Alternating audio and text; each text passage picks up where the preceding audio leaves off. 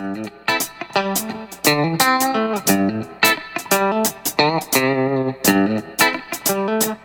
what's up, people? Today we're talking about the brand new Gionee Marathon M5.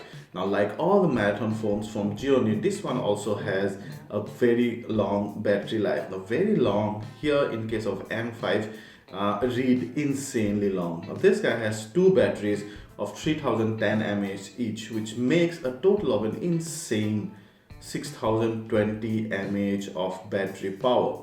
I'm going to talk about the battery life later in our full review video, but that's the USP of this device among other things. Now, the MRP of this device is just over 18,700, but you might get it for a little less online or with your local vendor.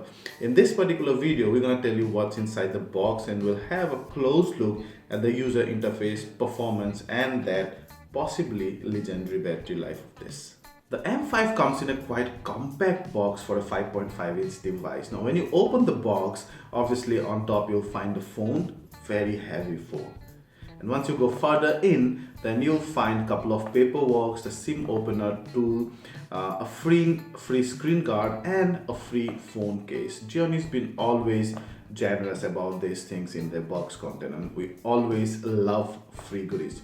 Once you go further in, the bottom rank has the 2 ampere USB wall adapter, round pin one for India, of course, accompanied by USB 2.0 cable and a quite premium looking earphones. That's about the content of the box. Everything we expected are there and more, so we love that.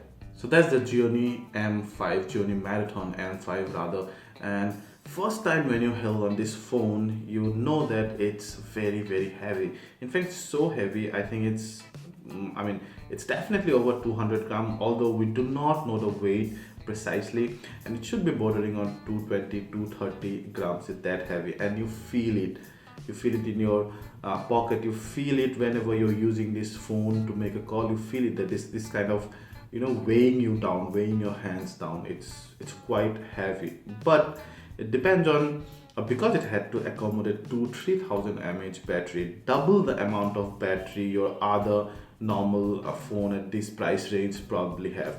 I personally would take those two batteries any day, in adjustment of a slightly more weight, let's say about 70 grams or 80 gram more weight, but it totally depends on your preference. A lot of people want style and a very featherweight phone, and they are ready to forgo the battery life. So it's quite subjective, but if you wanted battery life, then this could be the phone. I like the design and build quality of the phone.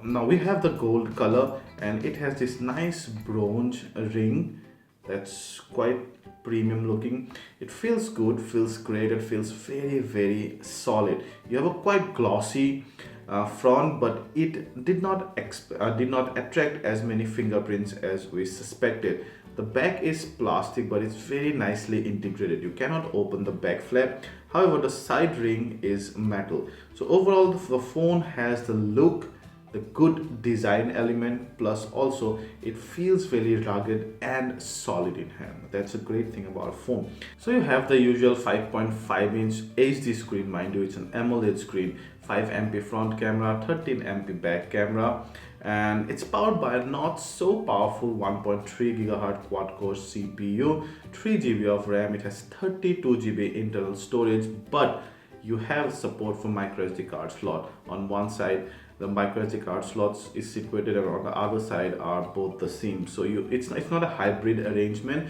so you do not have to forego your SIM 2 to be able to accommodate the micro SD card slot. That's a good thing. Now, only one SIM supports 4G here, not both the SIMs, but still I think that's acceptable at this price point.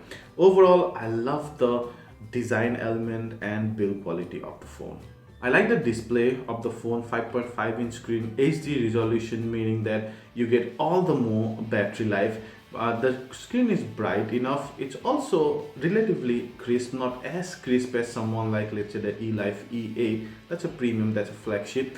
But still, the color reproductions are quite natural. It might be I think oversaturating the red part just a tad bit, but overall I like it. The viewing angles are again not like the E8. E8 was superb. Here the viewing angle are decent, but you cannot go.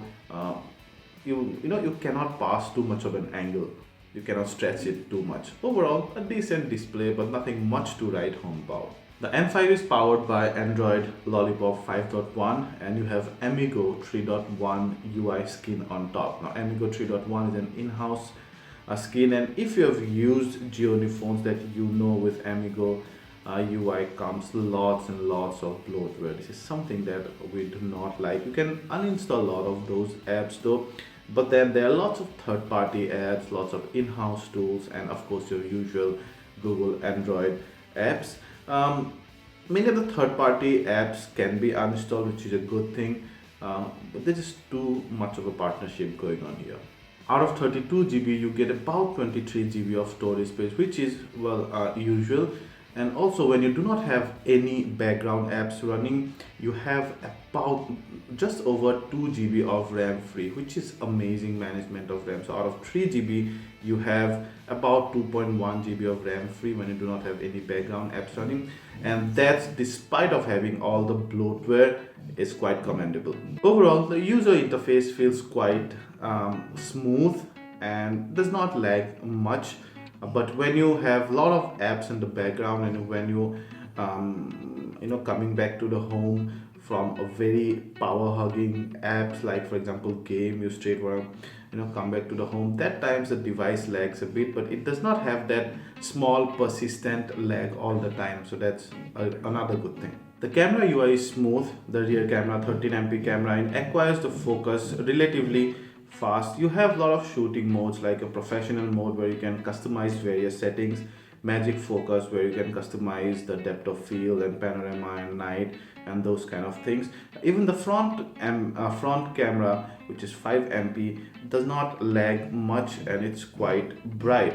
Now we check the image and video quality. They are quite good under enough light, and we see the details. Even when you zoom in 100%, the details are not lost much.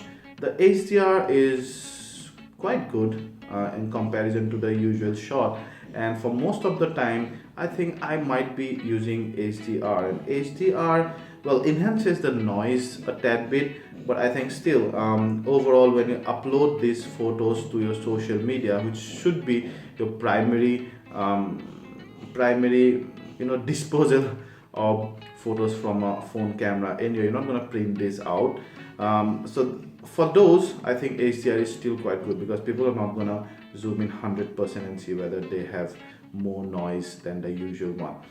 Does not have much vignetting, so good lens. Also do not have any distortion. That's another thing I like. Now what I do not like about the camera is the white balance. It's more often than not gives an inaccurate white balance. Now this one particular case where I was under an incandescent light and the white balance was set to auto, and the image actually came in slightly different than what it should have on an incandescent light.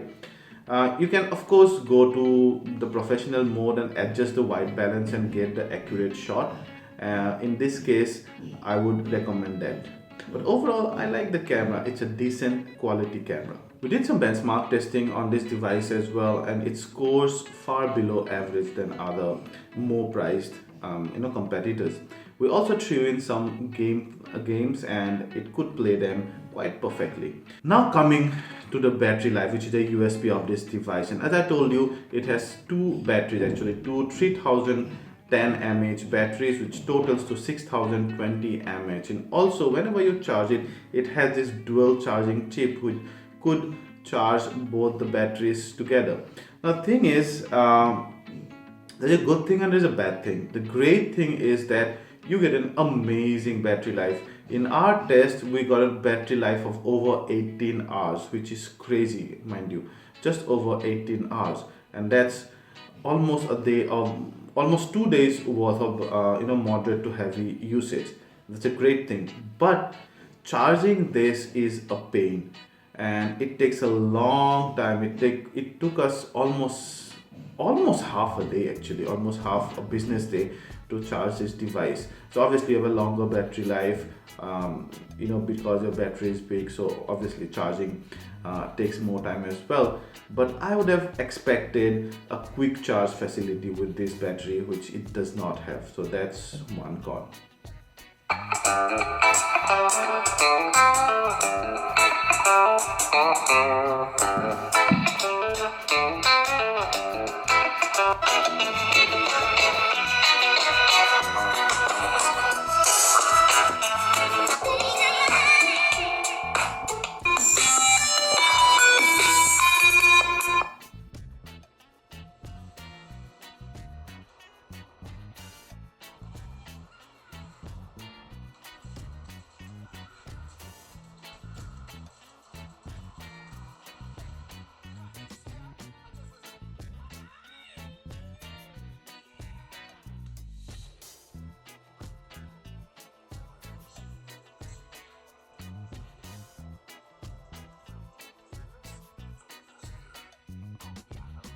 You've heard the sound quality, it's amazing for such a small speaker. The sound output is great, via the speaker. It's loud enough. It has slightly less bass, but then that's okay, I think, for this speaker.